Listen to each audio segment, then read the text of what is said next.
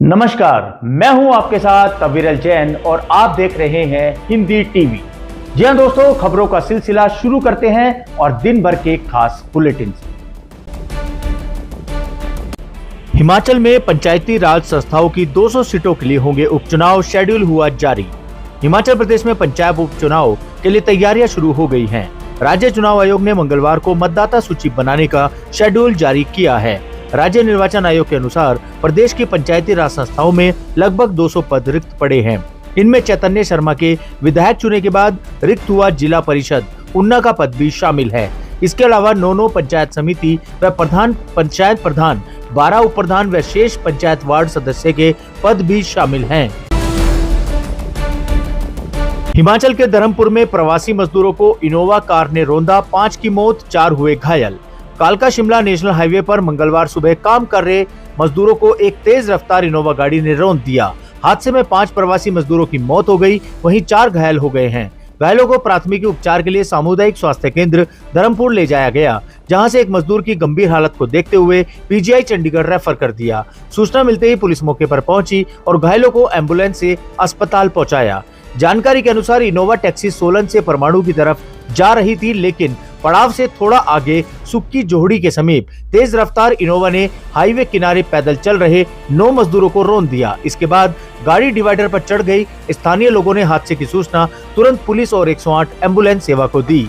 मजदूर यूपी और बिहार के रहने वाले हैं। हादसे के बाद विधायक विनोद सुल्तानपुरी मौके पर पहुंचे और घायलों का हाल जाना। हिमाचल स्वास्थ्य विभाग में भरे जाएंगे विभिन्न श्रेणियों के 1900 पद। हिमाचल सरकार स्वास्थ्य विभाग में विभिन्न श्रेणियों के 1900 पद भरने जा रही है। इसमें डॉक्टर के 300, हेल्थ केयर वर्कर के 1000 और 600 स्टाफ नर्स से शामिल हैं। स्वास्थ्य विभाग में इन पदों को भरने की प्रक्रिया को शुरू कर दिया है। सरकार की ओर से जल्दी इस मामले को कैबिनेट में लाया जाएगा। स्वास्थ्य विभाग ने हिमाचल प्रदेश के सामुदायिक स्वास्थ्य केंद्र सीएचसी और प्राथमिक स्वास्थ्य केंद्र पीएचसी को मजबूत करने के लिए इन पदों को भरने जा रहा है। शिमला, सोलन, पालमपुर, धर्मपुर, कुल्लू समेत ऐसे कई अस्पताल हैं जहां पर मरीजों की भीड़ ज्यादा रहती है। स्टाफ की कमी के चलते लोगों को उपचार में दिक्कतें पेश आ रही हैं।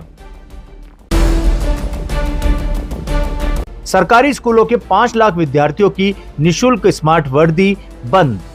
हिमाचल प्रदेश के करीब 5 लाख विद्यार्थियों को अब निशुल्क स्मार्ट वर्दी नहीं मिलेगी।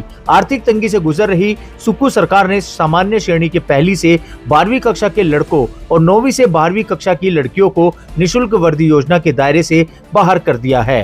पहले करीब 8.5 लाख विद्यार्थियों को वर्दी मिलती थी, अब इस योजना को करीब 3.5 लाख विद्यार्थियों तक ही सीमित कर दिया है। सुक्खू सरकार ने 1ली से 8वीं कक्षा तक विद्यार्थियों को ही वर्दी देने का फैसला लिया है। इन विद्यार्थियों को वर्दी देने के लिए केंद्र सरकार की ओर से वित्तीय सहायता दी जाती थी। रक्षा मंत्री से मिले सीएम सुक्खू, सीमावर्ती क्षेत्रों में सड़क नेटवर्क मजबूत करने को किया आग्रह। मुख्यमंत्री ठाकुर सुखविंदर सिंह सुक्खू ने मंगलवार को नई दिल्ली में रक्षा मंत्री राजनाथ सिंह से भेंट की। मुख्यमंत्री ने केंद्रीय मंत्री प्रदेश के सीमावर्ती क्षेत्रों में सड़क नेटवर्क को मजबूत करने का आग्रह किया। उन्होंने सीमा सड़क संगठन की ओर से बनाई जा रही सड़कों के कार्य में तेज लाने का भी आग्रह किया।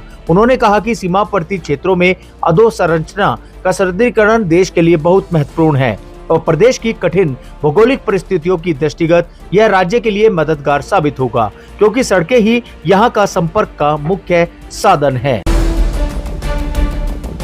सीएम सुक्खू बोले, ईडी और सीबीआई बने राजनीतिक हथियार, पोल बाउंड राज्यों में मारते हैं छापे। हिमाचल प्रदेश के मुख्यमंत्री सुखविंदर सिंह सुक्खू ने मंगलवार को रक्षा मंत्री राजनाथ सिंह के साथ बैठक की। इस बैठक में उन्होंने हिमाचल के सीमावर्ती क्षेत्र की बात की, जो कि चीन से लगा हुआ है। उन्होंने कहा कि सीमावर्ती क्षेत्रों में सड़कों की स्थिति सही नहीं है। उन्होंने यह भी अनुरोध किया कि इन इलाकों में रेलवे लाइन का भी निर्माण किया जाना चाहिए। यह एक रक्षा रणनीति दृष्टिकोण से आवश्यक है। मीडिया से बात करते हुए मुख्यमंत्री सुक्खू ने कहा कि ईडी और सीबीआई अब एक राजनीतिक हथियार बन गए हैं। यह सभी अब शासनिक इकाई नहीं रही। ईडी और सीबीआई की निंदा करते हुए सुक्खू ने कहा कि इन एजेंसियों का काम अब उन राज्यों में पदोन्नति करना है जहां चुनाव होने वाले हैं। अब यही वहीं पर छापे मारते हैं जहां चुनाव होने वाले हैं। श्रद्धालुओं को लेकर जा रही बस के टायरों में लगी आग, बड़ा हादसा टला। मैडी में श्रद्धालुओं को लेकर जा रही हिमाचल पथ परिवहन निगम की बस के टायरों में गगरेट में अचानक आग लग गई, जिससे बड़ा हादसा होने से टल गया। बस में करीब 47 श्रद्धालु सवार थे। बाद में परिवहन विभाग के अधिकारियों को इसकी सूचना दी गई।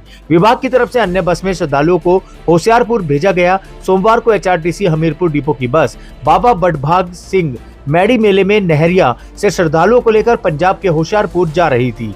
गगरेट पहुंचने पर अचानक टायरों में आग लग गई। चालक व परिचालक ने श्रद्धालुओं को उतारकर आग पर काबू पाया। स्टार्टर्स प्रोजेक्ट से बदलेगी हिमाचल के सरकारी स्कूलों की सूरत। केंद्र सरकार ने जारी किया बजट। हिमाचल प्रदेश के सरकारी स्कूलों की जल्द ही सूरत बदलेगी। Statistic teaching learning and result for status के तहत केंद्रीय शिक्षा मंत्रालय ने हिमाचल को करीब 136 करोड़ की किस्त जारी कर दी है। वित्तीय वर्ष की मंजूर ग्रांट के तहत यह पैसा मिला है। अलग अलग हेड में यह पैसा केंद्र ने जारी किया है। विश्व बैंक पोषित इस प्रोजेक्ट के तहत हिमाचल को 6 सालों में 600 करोड़ मिलना प्रस्तावित है। स्टार्टर्स योजना में हिमाचल के अलावा राजस्थान, मध्य प्रदेश, केरल, ओडिशा और महाराष्ट्र जैसे कई राज्यों को शामिल किया है। भारत सरकार के अवर सचिव अविनाश चंद्र शर्मा की ओर से इस संबंध में राज्य के मुख्य सचिव प्रबोध सक्सेना व सचिव शिक्षा डॉक्टर अभिषेक जैन को पत्र जारी किया गया है। 5 साल के बाद फिर से होगी शराब की दुकानों की नीलामी। राज्य सरकार को होगी करीब 2500 करोड़ की कमाई। राज्य में शराब की दुकानों की नीलामी कर सरकार 2500 करोड़ से ज्यादा की आय कमाएगी। लोगों को अभी के मुकाबले शराब के लिए ज्यादा पैसा देना होगा। कहने का मतलब है कि शराब महंगी हो गई है। सरकार ने कोरोना खत्म होने के बाद इस सेस को खत्म कर दिया है। इसके बाद ही मिल्क सेस लगाया है। इसकी दर 10 रुपए प्रति बोतल की दर से लागू की जानी प्रस्तावित है।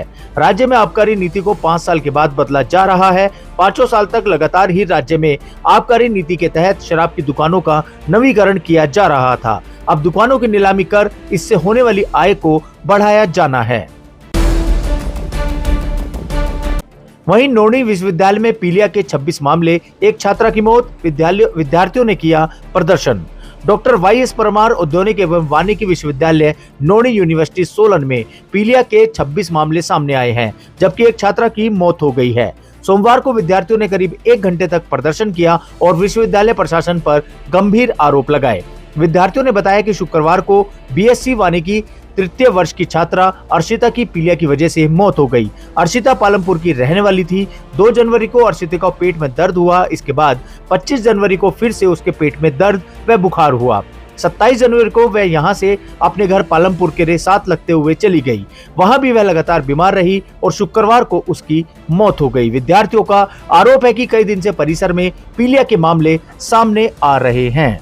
तो ये थी दिन भर से जुड़ी आसपास की कुछ खास खबरों का खास बुलेटिन।